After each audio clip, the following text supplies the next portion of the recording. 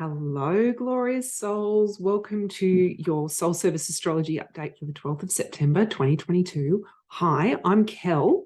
I'm a 13-sign Sidereal Astrologer. So that's the astrology that you'll hear today.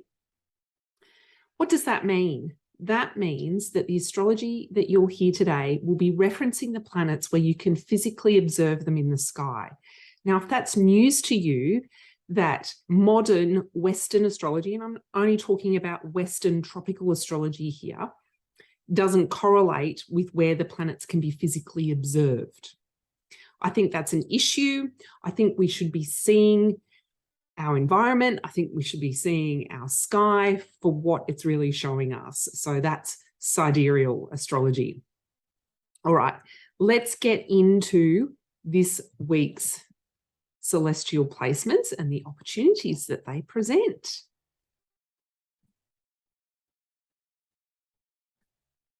So there we have Monday, and the Monday starts off with a continuation of the full moon. So the full moon was last week on Saturday, the 10th, and it started out in Aquarius and then it's moved into Pisces. So full moon energy is where our emotions, our emotional intelligence is fully illuminated and shining out into the world. Now, this can expose vulnerabilities. It can expose parts of ourselves that we don't want to hold on to. It can put us into a place where we feel a little bit uncomfortable. So there might need to be things there that you need to release so that you can come back into oneness and fullness with everything that is. And allowing yourself the opportunity under the full moon from the Saturday until now the Monday is to surrender into oneness, is to surrender into interconnectedness, understanding that you are part of this environment and this environment is you. So that's really Monday. And then we move into Tuesday. Tuesday, the 13th of September, we have Mars over here in Taurus, and it's square Venus in Leo. So Mars is our focus, our drive, our will, and sometimes our ego in Taurus. So there's a real focus on it expressing in a very value-driven way, focusing on what it is that you're crafting, like the architect that Taurus is, crafting this lifetime. So where are you directing your energy? Where are you directing your will, your focus, your vitality in relation to the lifestyle that you're building, founded on your values? Now, a square energy is fear or an inattention. And because these are two personal planets, there's an inattention here. And this is directed towards Venus, our connector and our regenerator. Venus can be both life and death. Venus is both love and war. So where are you at both love and war with yourself? And how are you expressing your authentic self, your authentic value-driven self? And how are you expressing your creativity? All the while still connecting with this lifestyle that you're attempting to construct. So where is the tension between the two? Because if you take a broader view, if you step back and we just look at the collective and we look at society, and I'm only speaking from a Western, clearly white woman perspective, is that we are required to fit into a system. So where are you feeling the tension in the system in relation to not being able to live the life that you truly desire to live and expressing yourself as the true creative that you are? So that's a pretty deep question, and it may bring up some things for you. So support yourself with practices. And when I say support yourself with practices, there's any number of those.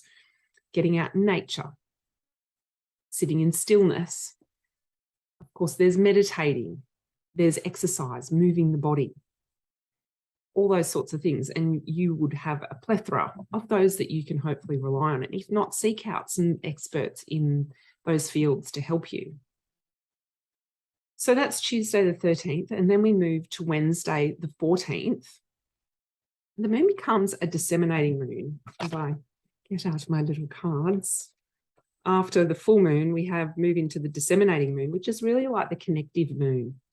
And it's in Aries. So we have our emotional intelligence. It's just gone past that point of vulnerability. It's okay with that now. Now I'm wanting to connect. Now I'm wanting to direct my vitality and connect with other people. But what's interesting today is something that I want to highlight, an aspect I want to highlight that's going to be hanging around for a long time, many months, is Uranus square Saturn in Capricorn. So let's look at the archetypal energies, the archetypal qualities associated with both planets first. Uranus, visionary, inspirational, seeking freedom, rebellion, radical, thinks outside the box, uses information from sources that aren't generic or typical. In Aries, it's wanting to express in a very focused, clear, direct manner its vision for change and freedom, right? Then we have Saturn. Saturn is this leadership quality within us.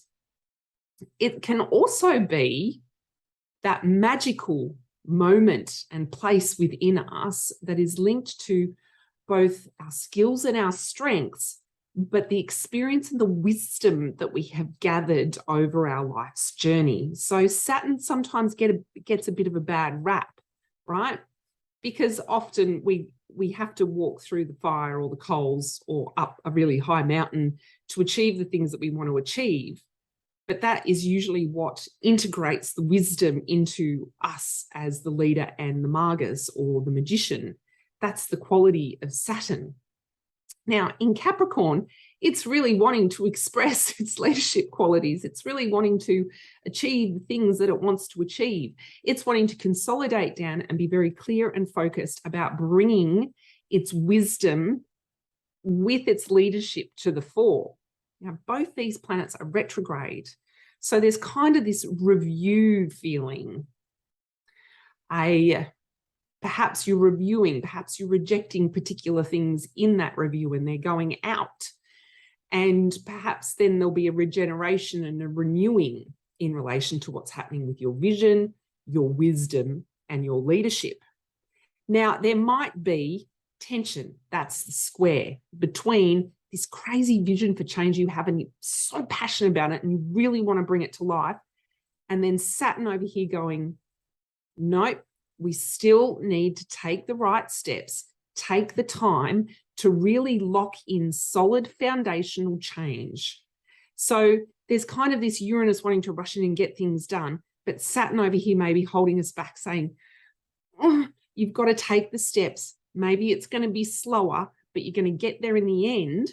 And the reward, the vision, bringing the vision and the freedom to life will be much more enjoyable because you've set the right foundation. So it's not just going to crumble because you've set a wobbly foundation. Now, that aspect is going to be hanging around for some time. And I think that we can kind of see that in the collective. There is this tension between the changes that we know that we need to make and basically the lack that is happening in the governments and our systems getting it done. That's the tension from the collective. So that's the Wednesday, the 14th. But like I said, these aspects hang around for that aspect's going to hang around for quite some time.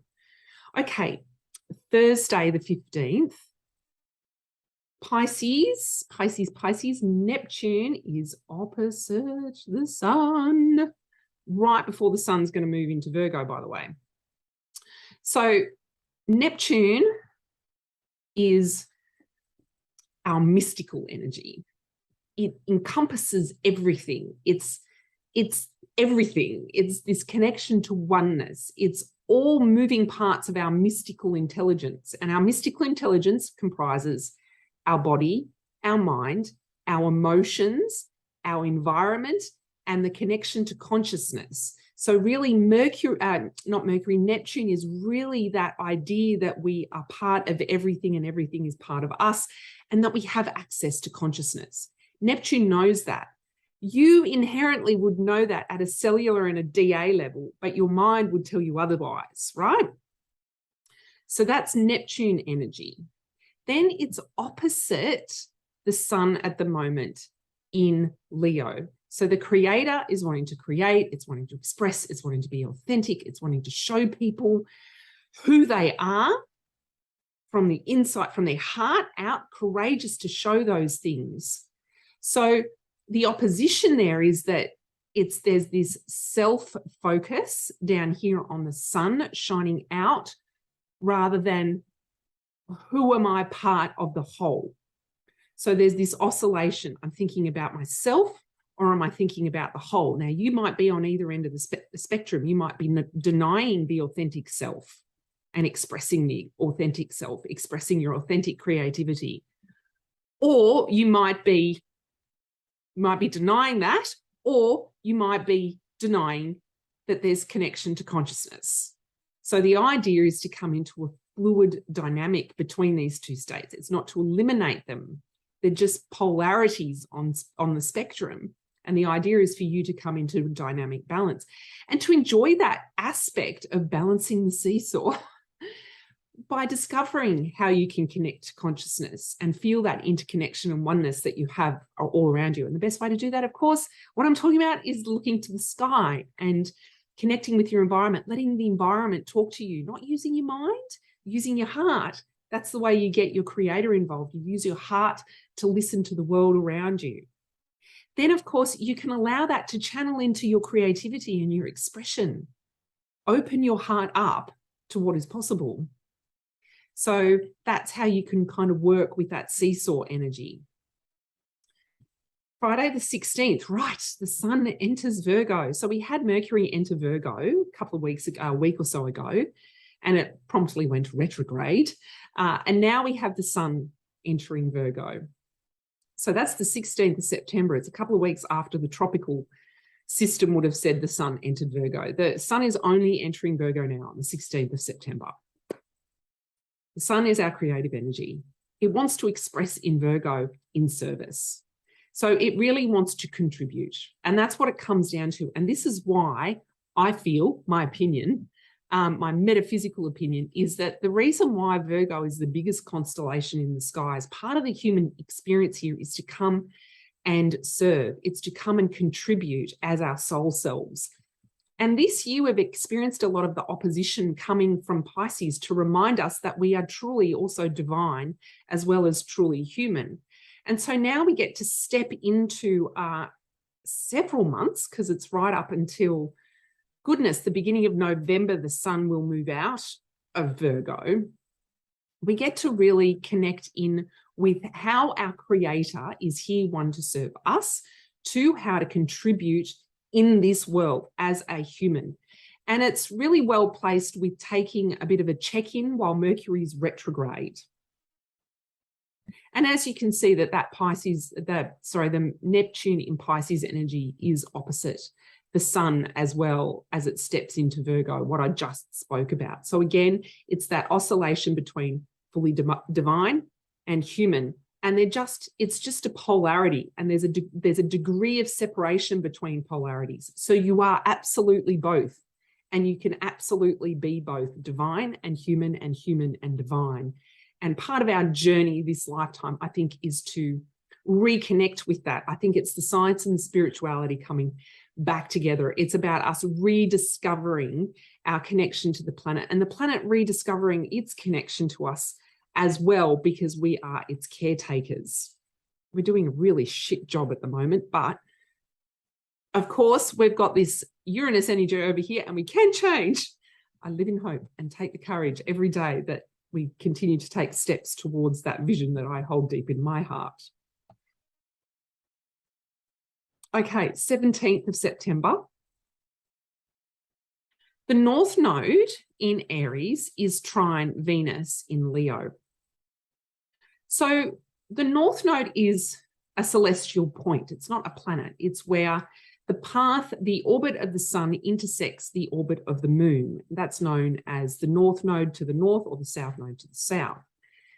The myth and the stories around the North Node typically relate to our mission this lifetime, leaning into a challenging aspect or pathway within our life overall, that kind of might feel uncomfortable to us.